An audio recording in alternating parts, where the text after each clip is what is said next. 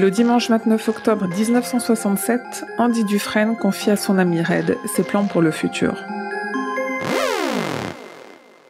Alors condamné à perpétuité pour le meurtre de sa femme et de son amant, Andy s'imagine en dehors des murs de la prison de Shawshank.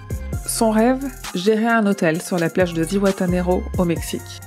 Cette prison de Shawshank, elle verra défiler plusieurs personnages de l'univers de King, mais les plus marquants sont sans nul doute ceux de la nouvelle Rita Hayworth et la rédemption de Shawshank, paru dans le recueil Différentes saisons en 1982.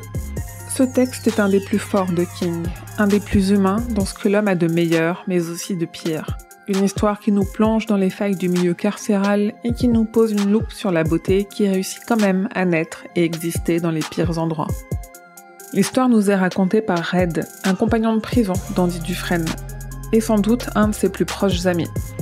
Et si ce roman court est d'une façon très évidente une histoire de rédemption, une nouvelle façon pour King de dénoncer le système judiciaire américain, c'est aussi une merveilleuse bromance dans le sens noble du terme. Quand il ne vous reste pas l'espoir dans un univers où règne violence, peur et trahison, vos seuls repères sont les quelques amis que vous réussissez à vous faire.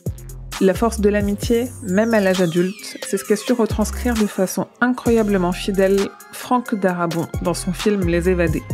Classé premier du top 100 des meilleurs King de tous les temps par IMDb depuis des années, sa fidélité avec la longue nouvelle de King est frappante. Il fait partie de ces films qui permettent de comprendre King et son intention sans avoir nécessairement besoin de lire l'œuvre d'origine.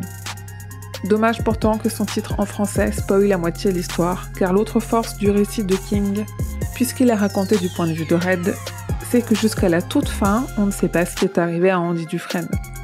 A-t-il été tué par Bugs? Battu à mort par un gardien? S'est-il pendu dans sa cellule?